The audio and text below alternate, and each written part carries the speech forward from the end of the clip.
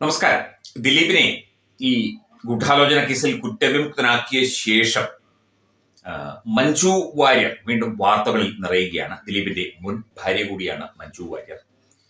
അപ്പം ഇവർ ഈ ഗൂഢാലോചന കേസിൽ അല്ലെങ്കിൽ ദിലീപുമായി ബന്ധപ്പെട്ട് ദിലീപിനെ ഈ കേസിൽ പെടുത്താനുള്ള കാര്യങ്ങളിൽ മഞ്ജു വാര്യർ ഇടപെട്ടിട്ടുണ്ടോ, അല്ലെങ്കിൽ ഒരു സ്ത്രീയാണ്, മാഡമാണെന്ന് പറയുന്നു, പിന്നീട് ഏതോ ശ്രീലക്ഷ്മിയുടെ പേര് പറഞ്ഞു.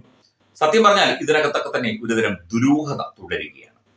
ഇത് തനിക്കെതിരെയുള്ള ഗൂഢാലോചനയാണ് എന്ന് ദിലീപ് പറയുന്നു. തീർച്ചയായിട്ടും കോടതി ദിലീപിന് ഇതിൽ ഗൂഢാലോചനയില്ല എന്നോ അല്ലെങ്കിൽ ഗൂഢാലോചനയ്ക്കുള്ള തെളിവുകൾ കൃത്യമായി അന്വേഷിച്ച് ഹാജരാക്കാൻ പ്രോസിക്യൂഷൻ കഴിഞ്ഞിട്ടില്ല എന്ന വാദം ഉന്നയിച്ചോ ദിലീപിനെ കുറ്റവിമുക്തനാക്കുകയാണ് ചെയ്തത്.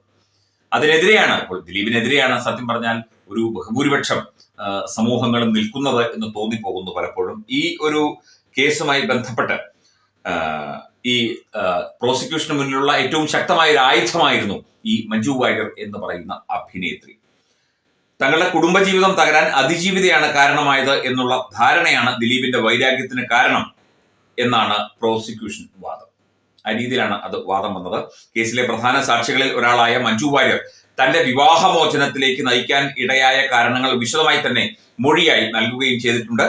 ദിലീപിന് കാവ്യയുമായി ഉണ്ടായിരുന്ന ബന്ധത്തെക്കുറിച്ച് താൻ ആദ്യമായി അറിയുന്നത് നടിയിൽ നിന്നല്ല എന്ന് മഞ്ജു വാര്യരുടെ മൊഴിയിൽ വ്യക്തമാക്കുന്നു. ഈ നടിയിൽ നിന്നല്ല, മറ്റ് മെസ്സേജുകൾ കാണുകയോ അല്ലെങ്കിൽ ദിലീപുമായി ബന്ധപ്പെട്ട് കാവ്യ നേരത്തെ അയച്ച ചില സന്ദേശങ്ങൾ, പ്രണയം തോന്നുന്ന സന്ദേശങ്ങൾ, പ്രണയാതുരമായ സന്ദേശങ്ങൾ കാണുകയൊക്കെ ചെയ്തു എന്നുള്ള മൊഴിയാണ് നൽകിയിരിക്കുന്നത്.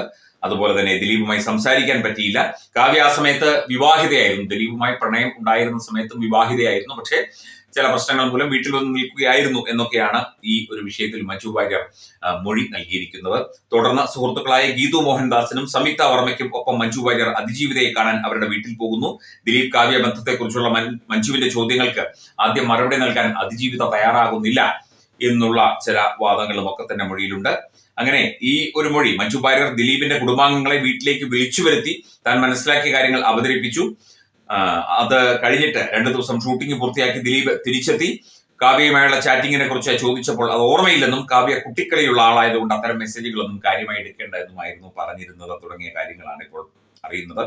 അതിജീവിതയുമായി മഞ്ജു സംസാരിച്ച കാര്യം ദിലീപ് അറിഞ്ഞിരുന്നു. ഇത് ദിലീപിന്റെ സംസാരത്തിൽ നിന്ന് തനിക്ക് വ്യക്തമായി എന്ന് മഞ്ജുവിന്റെ മൊഴിയിൽ പറയുന്നു. ഇരുവരും തമ്മിലുള്ള പ്രശ്നം വഷളാവുകയും അത് വിവാഹമോചനത്തിലേക്ക് നയിക്കുകയുമായിരുന്നു എന്നാണ് പറയുന്നത്.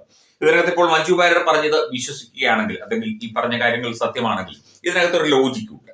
എന്തുമാകട്ടെ, പക്ഷേ ഒരു ഗൂഢാലോചന നടത്തി ഈ അതിജീവിതയായ പെൺകുട്ടിയെ ബലാത്സംഗം ചെയ്യാൻ വേണ്ടി 1.5 കോടി രൂപയ്ക്ക് കൊട്ടേഷൻ കൊടുക്കാനും മാത്രമുള്ള കാര്യങ്ങളോ അതിന്റെ വിശദാംശങ്ങളോ അതുമായി ബന്ധപ്പെട്ട അത്രയും സീരിയസ് ആയിട്ടുള്ള ഇത് ദിലീപിന്റെ കുടുംബ പ്രശ്നം മാത്രമാണ്. അദ്ദേഹത്തിന്റെ ആദ്യ വിവാഹത്തിൽ മഞ്ജു വാര്യരുമായി ഉണ്ടായ കുടുംബ പ്രശ്നം, അല്ലെങ്കിൽ കാവ്യയുമായി വിവാഹിതനായ ദിലീപ് പ്രണയത്തിലാകുന്നു എന്നുള്ള കാര്യം, അതൊക്കെ എല്ലാ കുടുംബങ്ങളിലും സംഭവിക്കുന്നതാണ്. ഇതിനകത്ത് എവിടെ ഗൂഢാലോചനയുടെ പോയിന്റ്, അതാണ് പ്രോസിക്യൂഷന് വ്യക്തമാക്കാൻ സാധിക്കാതെ പോയത്.